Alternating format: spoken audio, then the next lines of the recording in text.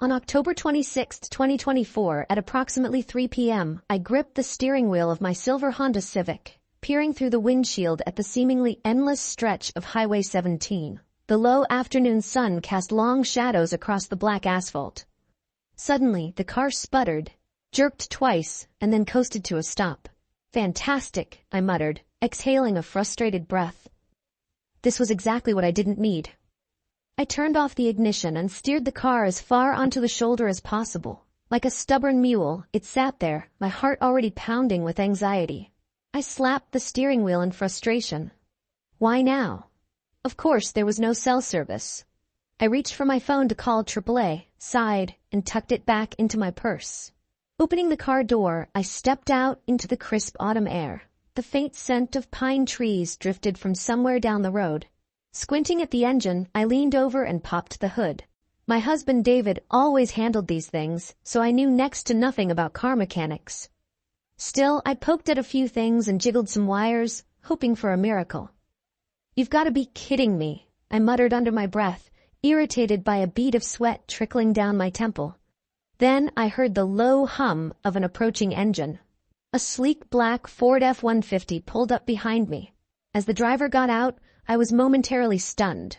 He looked to be in his mid-20s, tall and broad-shouldered, with messy dark brown hair falling across his forehead.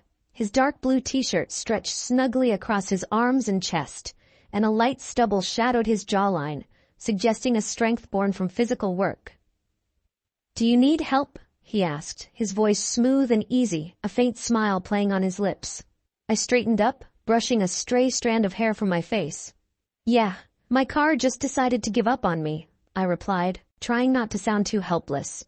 His boots crunched on the gravel as he approached and peered under the hood. "Mind if I take a look?" I stepped aside. He had a captivating presence, moving with a confident yet unarrogant air, as if he were an expert at what he was doing. I caught a pleasant scent of pine soap and motor oil as he leaned in. His large, calloused hands began to manipulate wires and hoses with practiced ease. My eyes, instead of focusing on the car, drifted to his forearms and the way his muscles flexed beneath his skin as he worked. There was something undeniably compelling about watching a man perform a task he was skilled at, with strength and purpose in every movement. He looked up at me, a warm smile on his face. His hazel eyes, almost golden in the fading sunlight, met mine. "Looks like your alternator's giving you some trouble." I blinked, surprised by the pull I felt towards his gaze. "Is that bad?" I asked, struggling to keep my voice steady. He chuckled, a low, rumbling sound. "No, it's not too bad. You should get it to a shop soon, but I've patched it up enough to get you home. It'll need a proper repair, though." Wiping his hands on a rag from his pocket, he straightened up. "By the way, I'm Ethan," he said, extending his hand. I took it. His palm was rough and warm against mine, his grip firm but not too tight. "Brianna," I replied, feeling a strange flutter in my chest. "Thank you, Ethan. If you hadn't stopped, I don't know what I would have done." He offered a smile that made my heart skip a beat. He pulled a business card from his wallet and handed it to me. "Glad I was passing by. If you bring it in, I'll get it running like new." The card clearly displayed the address and phone number of Ethan's auto repair. Hesitating for a moment, reluctant for the encounter to end, I said, "You're a lifesaver." Even as I tried to sound casual, my heart was still racing. "I might just take you up on that." He returned to his truck and drove off down the highway, leaving me standing there with a temporarily fixed car and a strange buzzing energy beneath my skin. That evening, as I pulled into our driveway, the porch light illuminated our house with a welcoming glow. David, his gray hair gleaming in the light, met me at the door with a gentle smile. "There you are," he said kindly. "I was starting to wonder if you'd gotten lost." My thoughts were still tangled with the handsome mechanic who had come to my rescue, but I returned David's smile as I got out of the car. "I had a little trouble," I explained, "but someone stopped and fixed it for me." As we entered the house, David put an arm around my waist, raising an eyebrow. "Someone just stopped and gave you a hand? God must have sent him." "If you will," I replied, placing my purse on the kitchen counter. "A very nice young man gave me his card and said the alternator needs to be fixed sometime this week. I'll probably take it to his shop." David pulled out a chair at the dining table for me. That's good. But you better get it checked out before it leaves you stranded again. He gave my shoulder a gentle squeeze before heading to the stove to check on dinner. David had always been reliable, considerate, and steady. I loved that about him. But as we ate, my thoughts kept drifting back to Ethan, his strong hands, his easy smile, and the way he had made me feel seen in a way I hadn't felt in a long time. Anything interesting happened today? David asked, scooping mashed potatoes onto his plate. I hesitated for a fraction of a second too long. Not really, I shrugged. Just the car thing. Even as we laughed over dinner, I felt a strange undercurrent, a lingering sense of something I couldn't quite define. Later that night, as we lay in bed, the room dark except for the moonlight filtering through the window, I couldn't stop thinking about Ethan.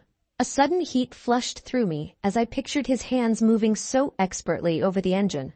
I glanced at David, who was sleeping peacefully beside me, and a pang of guilt pricked at my conscience. What was wrong with me? I had a perfectly good man beside me, so why was I obsessing over some young mechanic?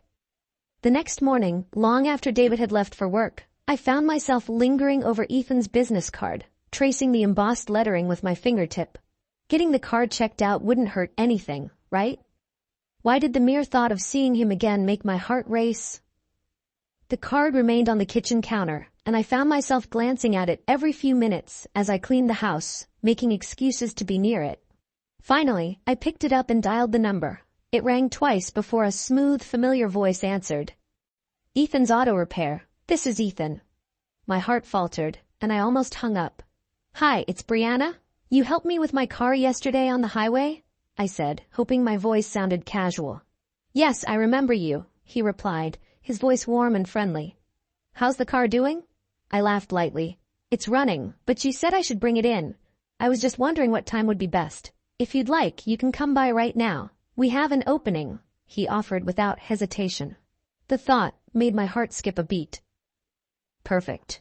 Right now works great, I said, trying not to sound too eager. I'll see you shortly. The drive to the shop was short, but every mile made my stomach churn. As a mature woman, I felt ridiculous, acting like a teenager with a crush. But the anticipation of seeing him again was undeniable.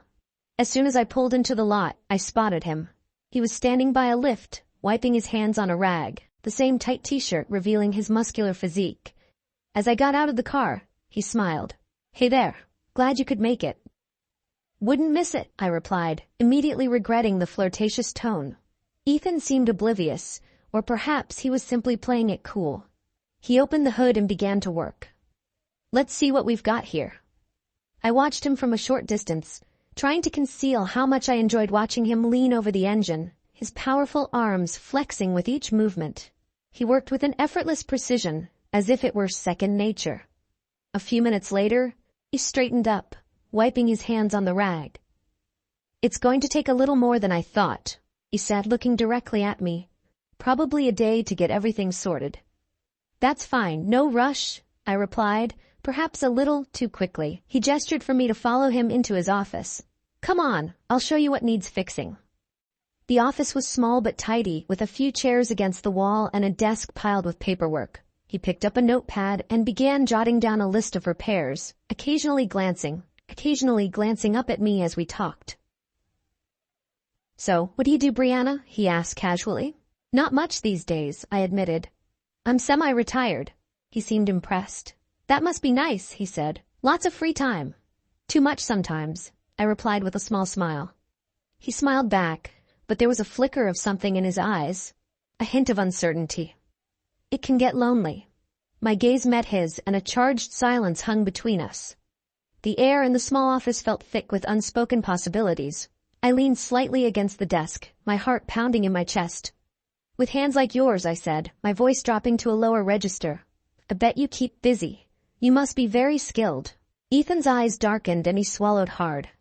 I've had a lot of practice, he murmured. The suggestive undercurrent of our conversation was undeniable now. I picked up a wrench from the desk, turning it over in my hands. The cool metal felt strangely sensual against my skin. I imagine you know how to handle all sorts of tools, I said, my eyes meeting his. A slow smile spread across his face. You could say that. The tension in the room was palpable. I knew I was playing a dangerous game, flirting with a man I barely knew, but I couldn't deny the thrill of it. It had been so long since I'd felt this kind of spark, this intense connection with someone.